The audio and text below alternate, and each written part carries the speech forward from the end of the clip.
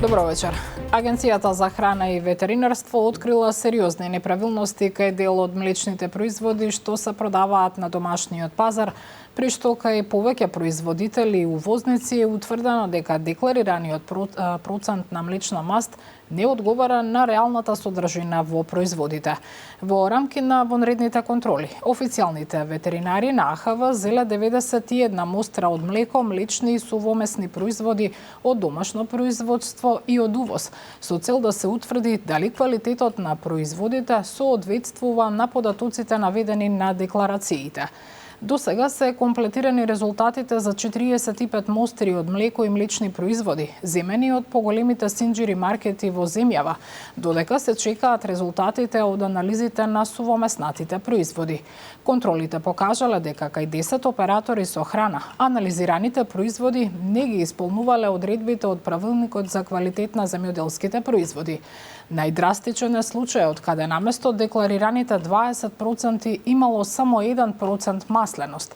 Кај еден оператор со храна со лабораториско тестирање на мостра од одземените 22 кг ситно сирење, утврдено е дека биле декларирани 20% млечна маст, а производот содржал само 1%, за што му е изречена парична казна од 3500 евра во денарска противредност.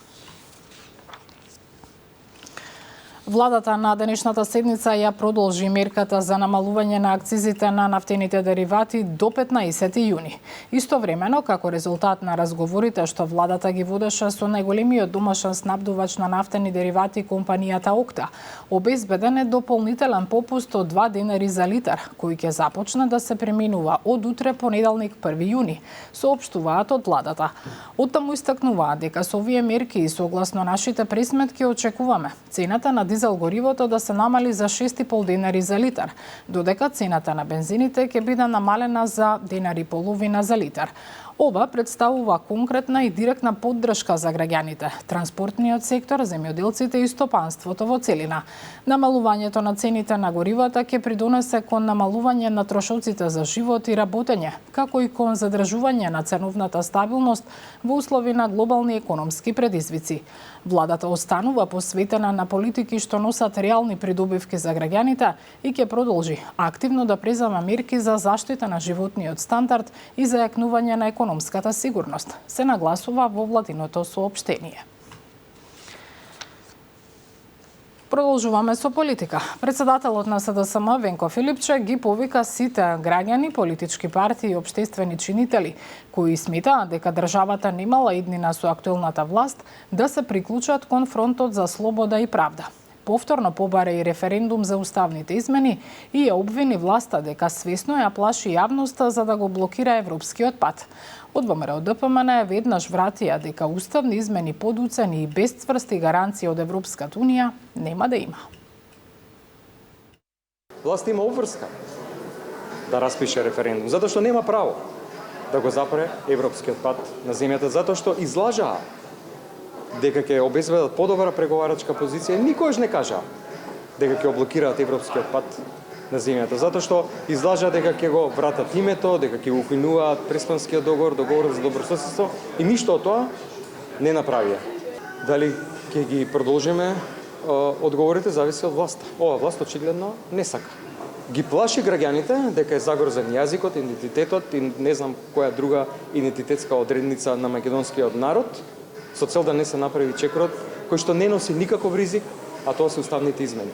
Овој пат уставни измени без јасни, цврсти и писмени гаранции во форма на заклучоци од Европската унија нема да има.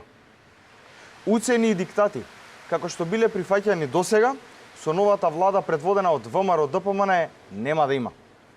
Македонија и граѓаните немаат право повторно да бидат излажани.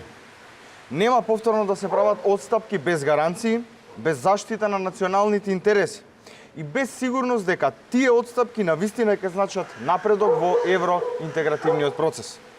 Затоа, специјалниот бугарски пратеник Венко Филипче нека му пренесе на Радев дека додека не видиме испорака од нивна страна, Македонија нема да се помести ниту милиметар од својата политика. Изградбата на автопатот Прилеп-Битола се одвива со одлична динамика, а првите километри од новата автопатска делница се очекува да бидат готови веќе следната пролет. Ова денеска го истакна заменик председателот на владата и министер за транспорт Александар Николовски, кој најави старт на железничката линија Прилеп-Битола. Здравко Димитров. Една лента од новиот автопат Прилеп-Битола ќе биде отворена веќе следната пролет. Од Министерството за транспорт се задоволни од динамиката на Бехтел и ЕНКА и најавуваат парцијално отворање на оваа важна автопатска делница. Тоа би било олеснување на транспортот на граѓаните кои сега, поради изградбата на автопатот, се движат по локални патчиња. Очекувам веќе следната пролет да ги имаме првите километри автопат на овој потек, што многу ќе значи за заврзување на движењето и на економијата и поврзување покрај на Прилеп и на Битола и на општините Могила, Новаци, но исто така и на Ресен и на Демирхисар, што многу ќе значи за живувањето на целиот овој регион, а исто така и за потикот на економијата, имајќи предвид дека значаен дел од економијата во Македонија токму во Пелагонискиот регион. Дополнително од крајот на јуни ќе почне да сообраќа меѓуградскиот воз Прилеп-Битола. Според Николовски се работи за проект кој се реализира паралелно со изградбата на автопатот. Билетот за возење ќе биде по цена од 150 денари, со цел што повеќе граѓани да го користат. Интензивно работиме со двете железнички претпријатија и со железници инфраструктура за да се подготви инфраструктурата и особено патните премини, исто така и со железница транспорт за да се обезбедат возови со соодветна фреквенција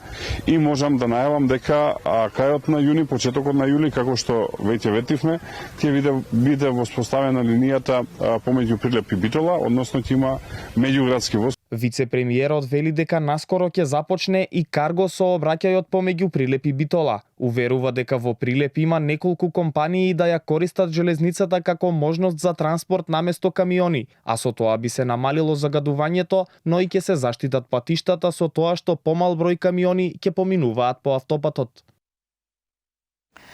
Министерството за внатрешни работи ги известува граѓаните, а особено родителите, дека поради очекуваниот зголемен обем на барања за издавање на одобрение за патување во странство за малолетни лица за деца до 14 години, воведено е ново продолжено работно време на соодветниот шалтер во Скопје.